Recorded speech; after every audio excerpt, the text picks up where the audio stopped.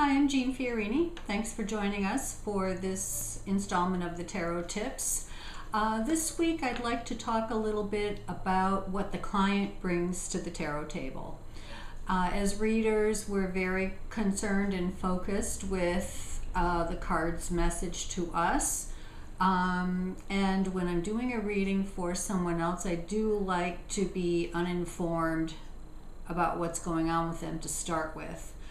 I like to start with a blank slate, give my first impressions, given whatever cards come up, check in with the client for where things might be resonating with them, where they're finding meaning in what I'm saying, and then move on from there. So although I do like to start without information from a client, I do think that the best readings happen when we end up in a conversation, when we take what is significant and meaningful for them and build on that, enabling us to get into the things that are most important for them and the things that feel most relevant for them in any given moment.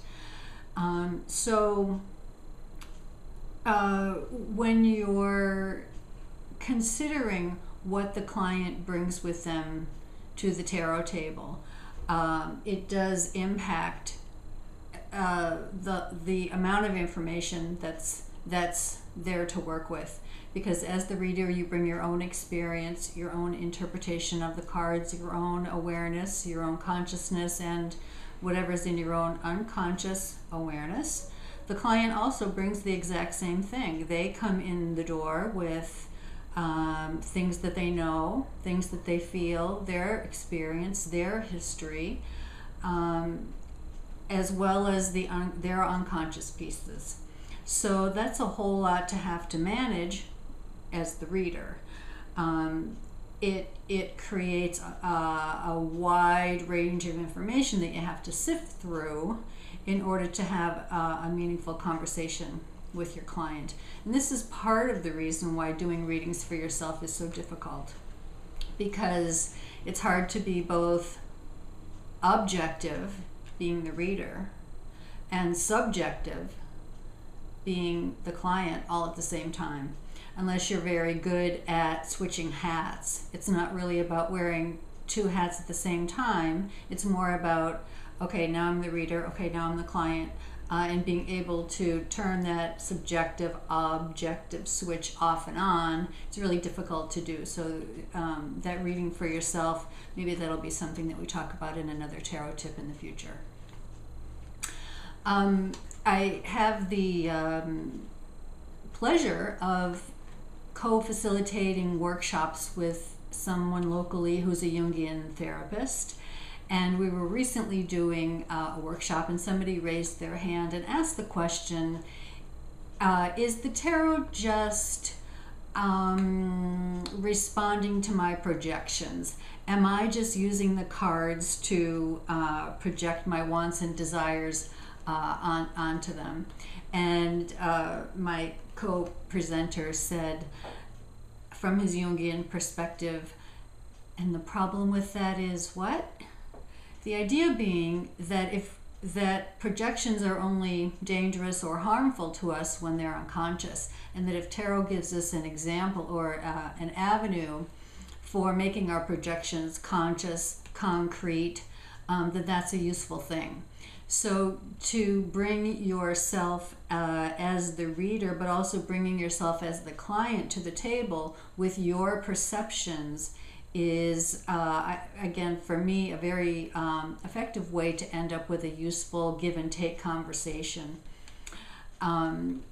So this idea of projection,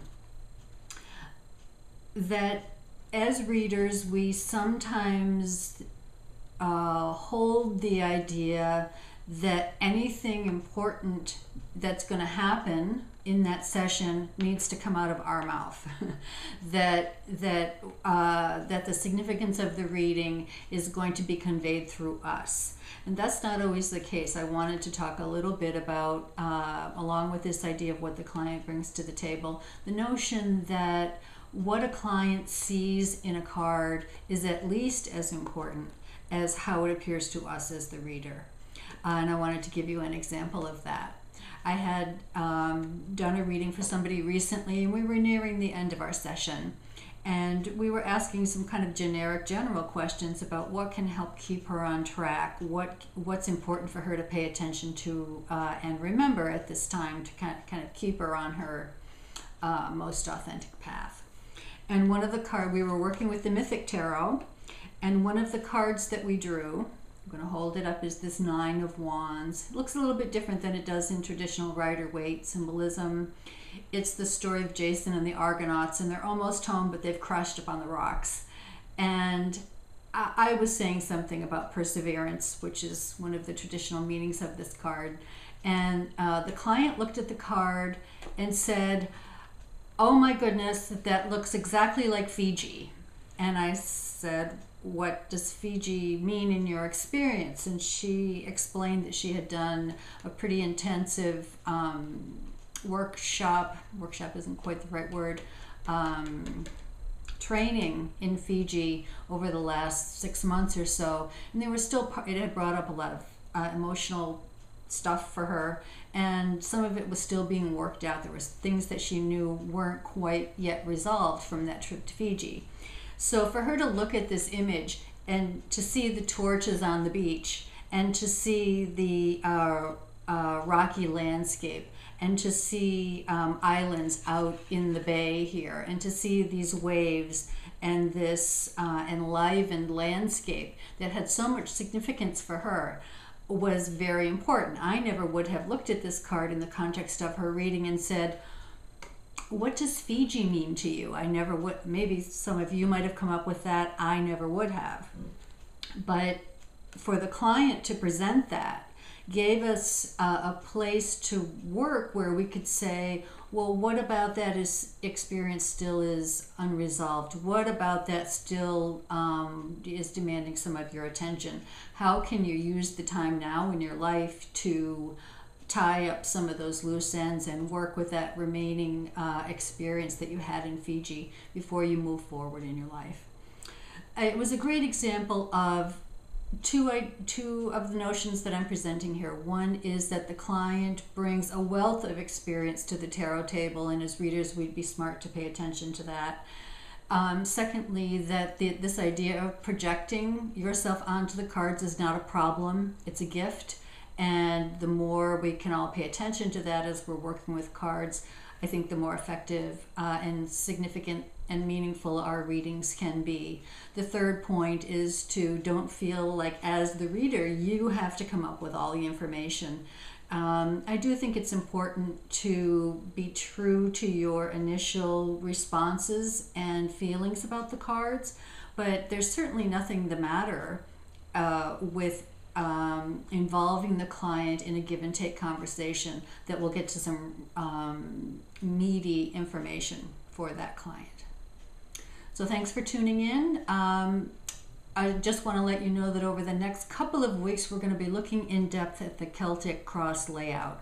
We're going to do a live reading. We're also going to talk about the methodology, what the positions mean, how we go about interpreting that traditional and kind of revered layout. So that'll be on tap for the next couple of installments of the Tarot Tips. Appreciate you tuning in. I appreciate your subscribing, and we'll see you next time.